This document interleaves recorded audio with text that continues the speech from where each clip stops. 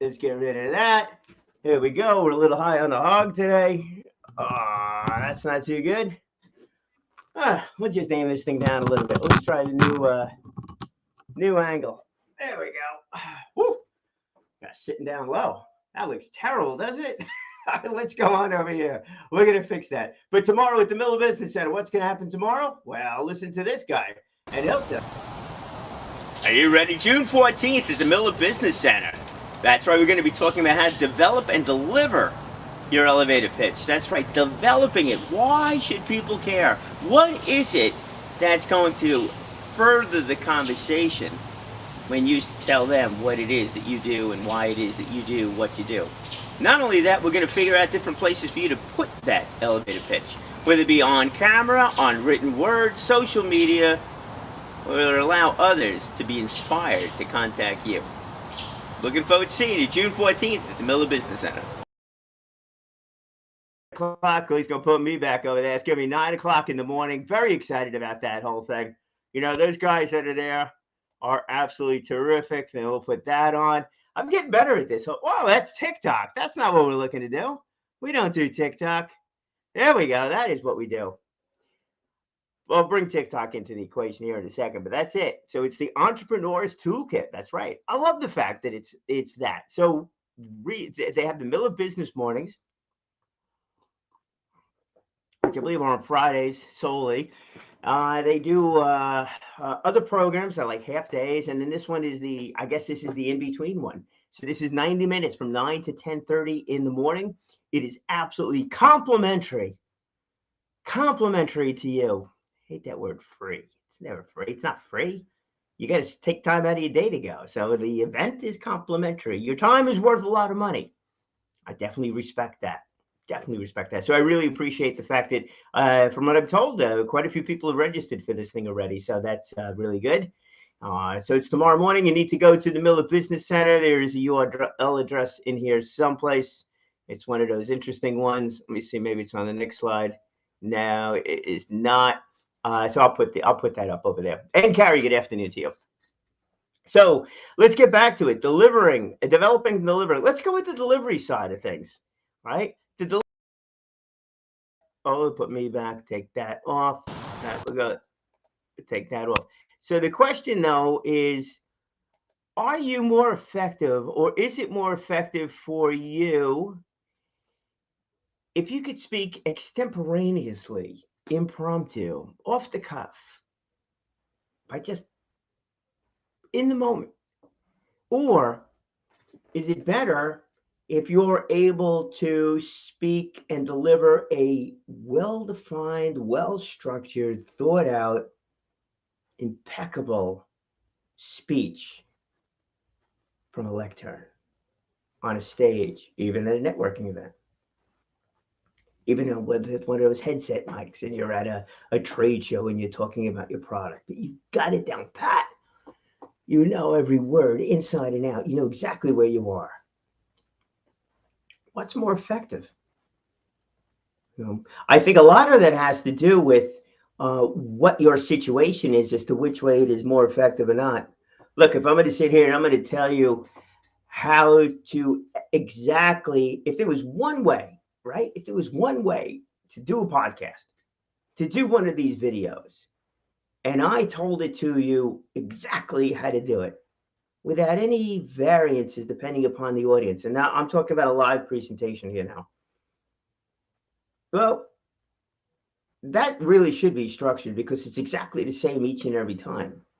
All right. And because now you're instructing somebody to go and do something. You know, Carrie, if you're coaching somebody on the photography side of things, you're coaching it. And look, you know, aperture value is one thing, ISO is another thing. I mean, all of those factors go into it with light and what to do and how, not what to do, but how these things work. The question is, how do you use these things in different situations? There's no right, there's no distinct answer that's perfect. It depends what you want to capture. All right, I started futzing around with the camera so I could talk a little bit about this thing. But depending upon the shutter speed, which affects everything else, so we just keep it shutter speed. I want to take a picture of a bird. Oh, that's nice. right? So can I tell you exactly how to take a picture of a bird? No. Can I tell you exactly? And I can't. You need some expert in there too. But if you're going to take a picture of a bird that's in a that's sitting, that's not moving, that's one photo. A bird in flight, that's another photo. A bird when you want to show the wing motion or the absolute clarity of the wing while the bird is flying. Those are three distinctly different photos. Depending upon your audience, you can't give an exact speech because it all depends on your audience.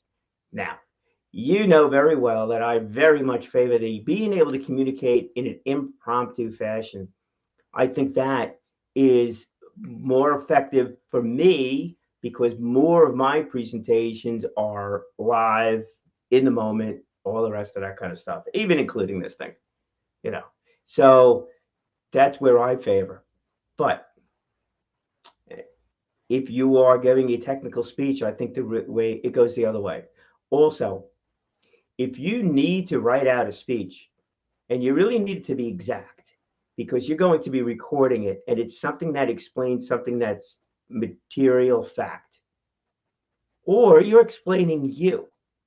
Now, if you're explaining you as to why you do what you do, that should be pretty darn consistent. It's not why you do what you do in front of this kind of an audience or that kind of an audience. It's what it is. What is your driving force? And I think that's it. I think that is something that can be prepared, recorded. A lot of stuff can be recorded, be prepared, known, whatever. That's not the impromptu thing. So different situations that go along with it.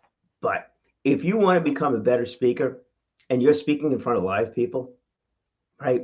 It's more fun speaking in front of live people than dead people. There we go. Faux pas number one.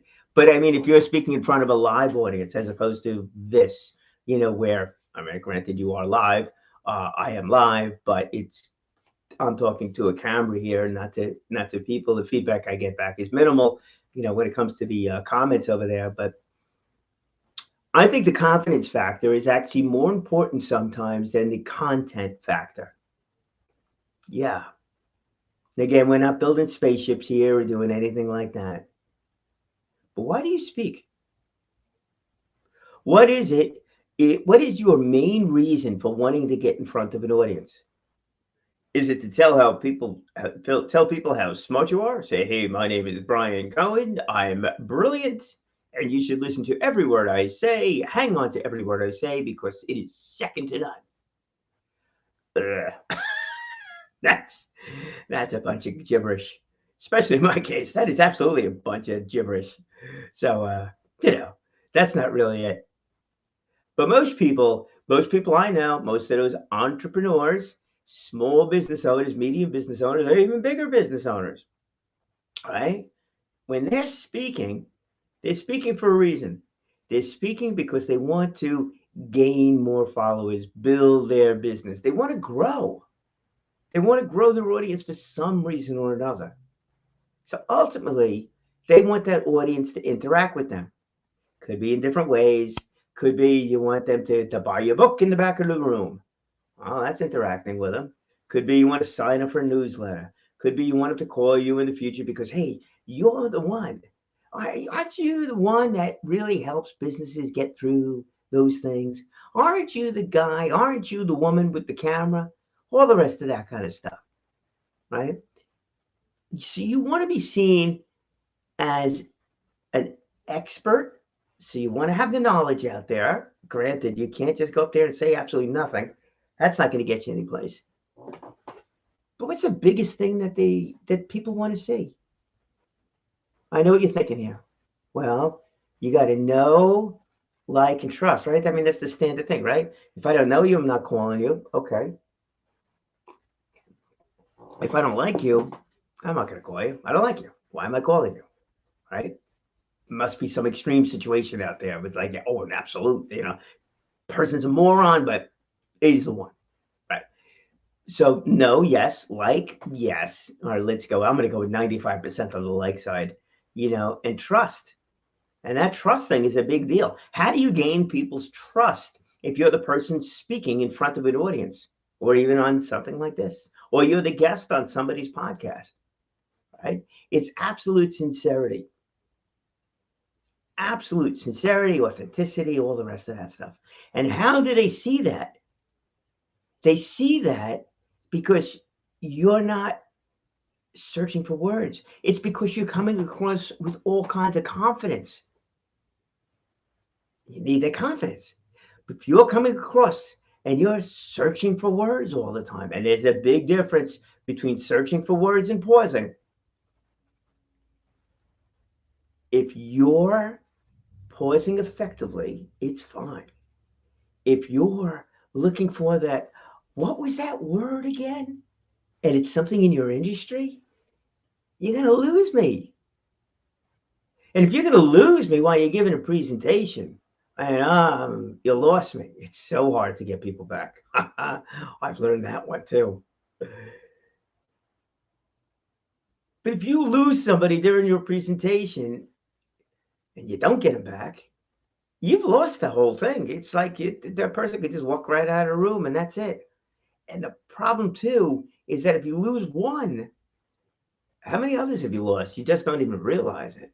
And now you are no longer an effective speaker. You are no longer accomplishing what you want. You're not accomplishing what the event planner wanted you to accomplish either. They don't want you to lose the audience. They want you to engage that audience. They don't want that audience to come along with you. So it's really super important. And I don't care if you're getting paid, not getting paid, whatever. It doesn't make a difference, right? Doesn't matter.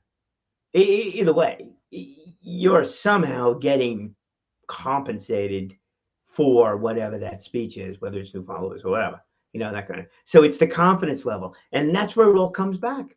That's why I'm like so impassioned about giving this presentation, interactive presentation. Bring your voice.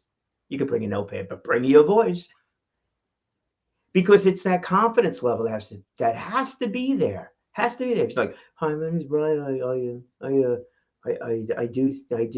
do a lot of things. I'm multifaceted. I do so many different things. Come on, that's crap.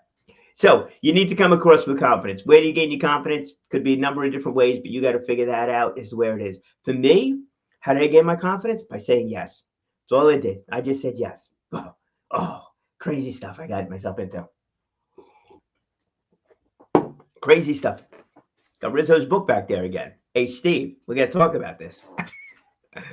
Everything does come at a price. And it was a good price. That was a great book. Just absolutely great. It's like getting that together, but that's a confidence builder too. So how did I gain my confidence? I did it by saying yes. Where did I learn? I learned by screwing up. Yes, indeed I did.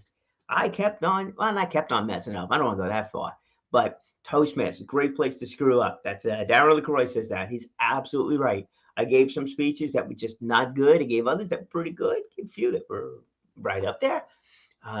Did really well for a couple of years when I was competing at different contests. So that was really good, very gratifying.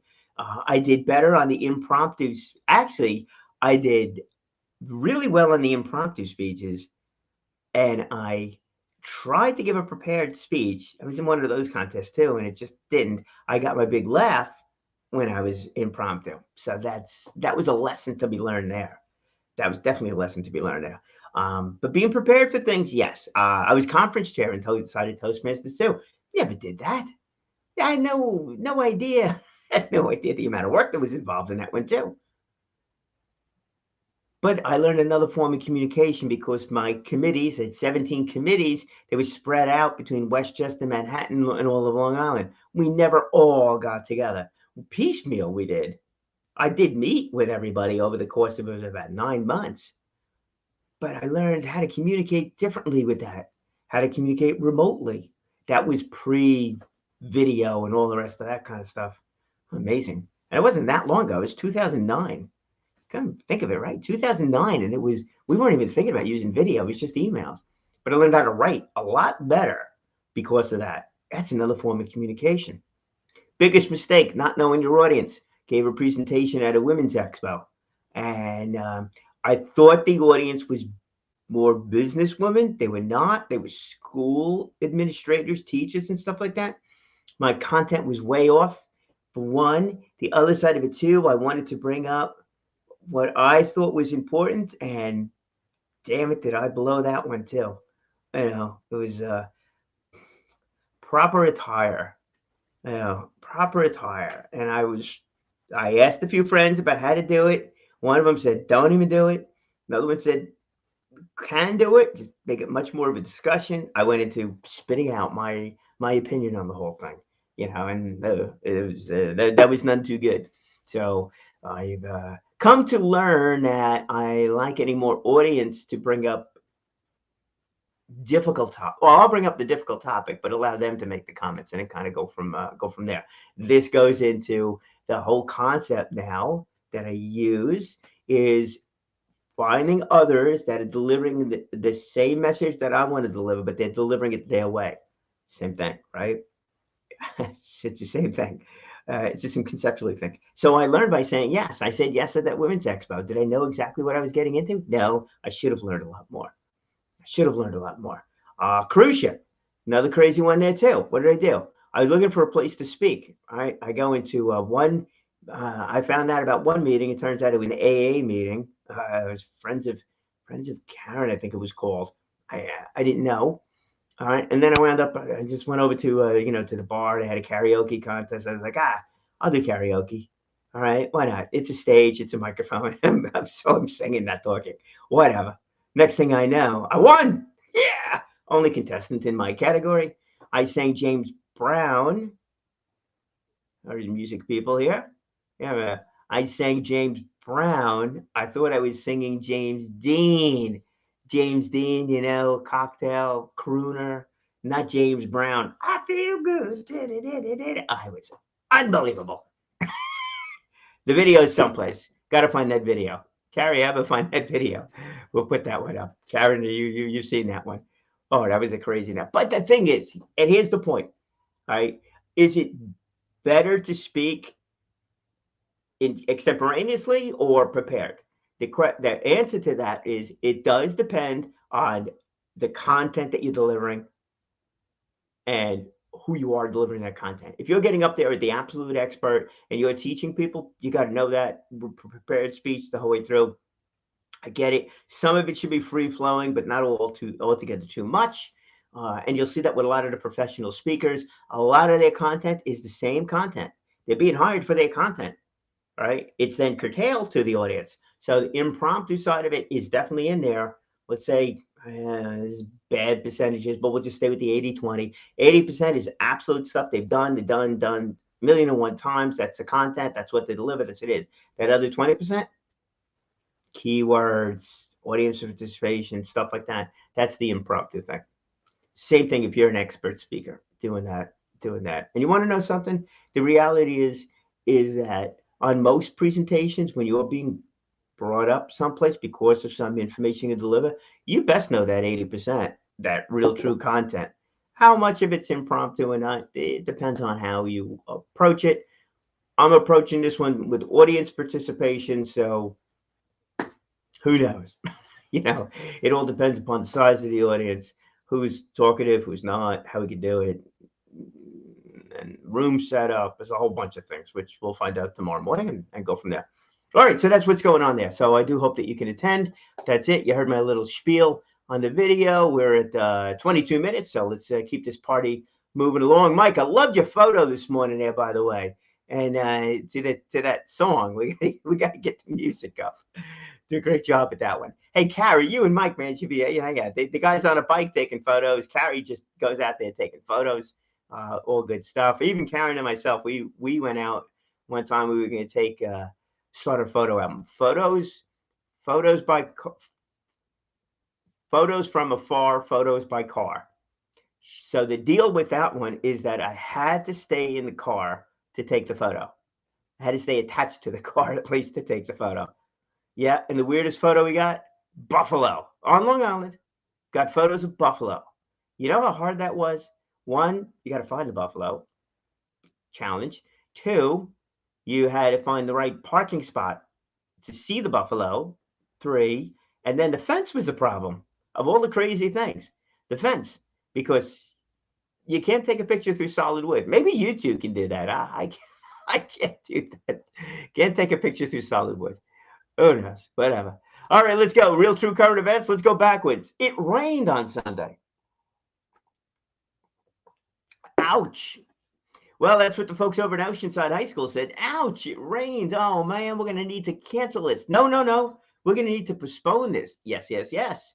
And they did. They postponed it. It's going to be this Saturday. And Karen was asking me before what time it is. There we go. Same time, same bad place, same different date, though. So it's going to be 10 to 2 at the Oceanside High School. Hopefully the weather holds together for this one. 10 to 2 at the Oceanside High School. It is on Saturday, June 17th, 18th, June 18th. Yeah, June 18th. So we're good there. Yeah, that makes sense. Saturday, June 18th, 10 to 2. The school is there. Really cool. I'm like super excited, for these students that are going to be doing this thing, which is really great. I don't think I took the other photo. No, but we have this one. So the car that you see in the back there and the boat. So if you're looking at the photo, hopefully you're looking at the photo, you got David Kametsky on the right. David was one of the presenters that day. So thanks, David. We're talking to the students about the trade show, careers, what it's like to really work. I mean, really work, and all those things that get tossed at you. That's David's presentation. Sometimes you just gotta, as he said, you gotta bring a bat. Not literally, but you got to bring that attitude, that confident attitude with you wherever you go, because things are going to happen. You got to be able to deal with them. Things definitely do happen. So the Oceanside High School, they found out about the Hop Hog Industrial Association trade show. I posted it. John Lacasio, who is one of the instructors for the Oceanside High School in their technology area, saw it. He also races his car. Drag racing the car. So he found out he knows about the Long Island Needs a Drag trip. He's got the photo up on his Facebook page, and he's fully on board with that whole thing. And that's why he saw this. And when he did, he's like, contacted the school. School said, absolutely, bring the students. Students came to the trade show last year. Couldn't do it this year because last year was October. Works out better for the school. In May, which is when it was this year, you've got testing and things like that. So it didn't, timing didn't work out that way.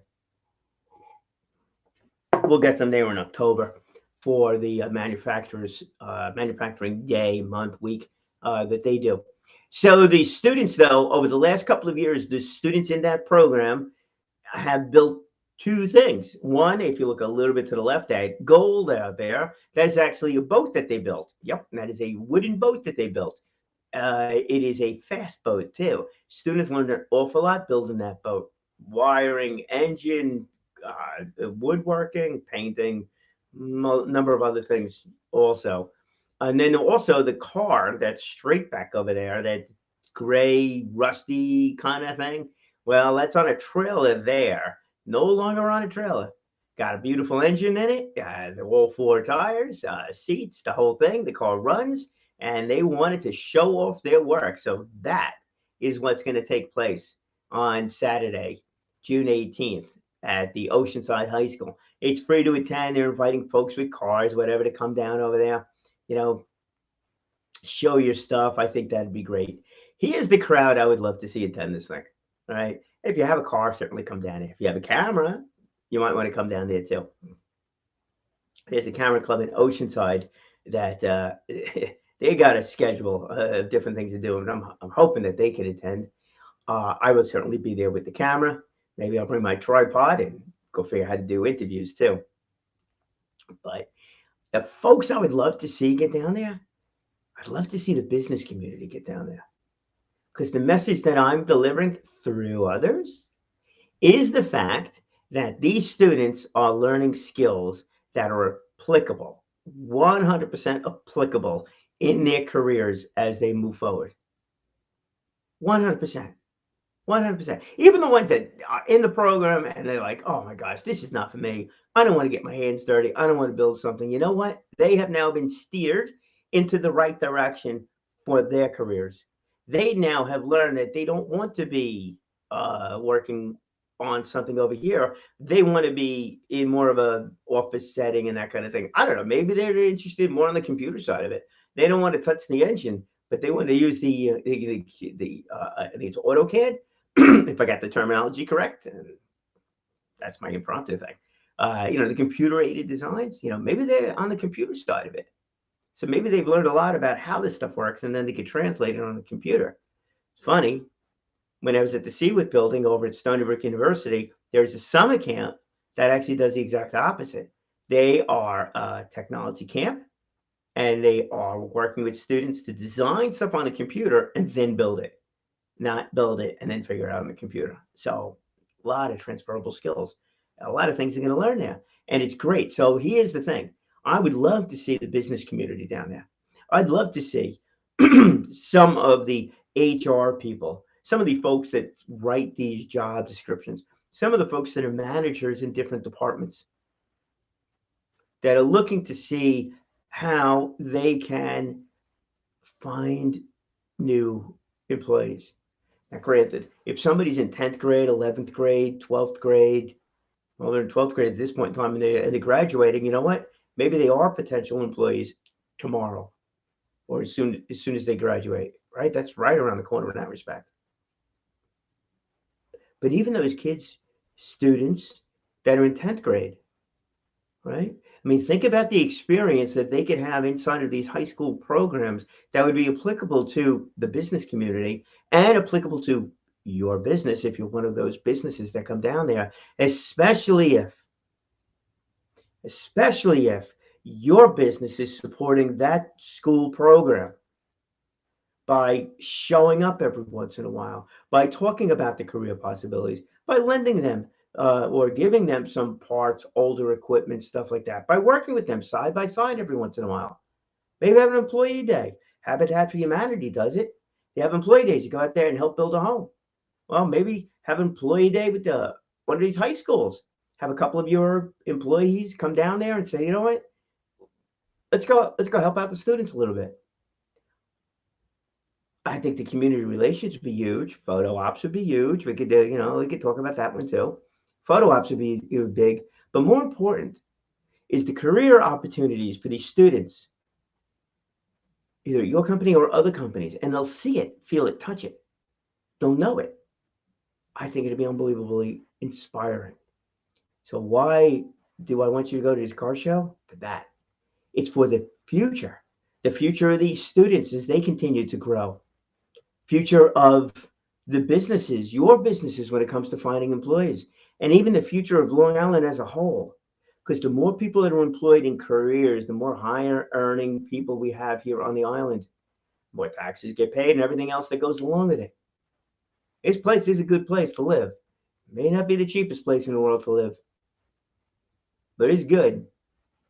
Love the diversification we have with all the geographical side of it, all the types of people we have living here, everything that goes along with it. It's all good. We just need to make it better for all of us. Maybe you too can help me deliver that message as we move along. All right.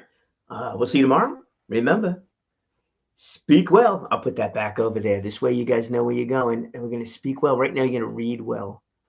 Car show on Saturday. We'll be back on that one. 1, 2, 3, 4. There we go. Back one. There we go. Developing and delivering a memorable elevator pitch. Remember, you got to speak in picture form. Speak well, my friends. Speak often. Live inspired. You just might inspire somebody else to do exactly the same.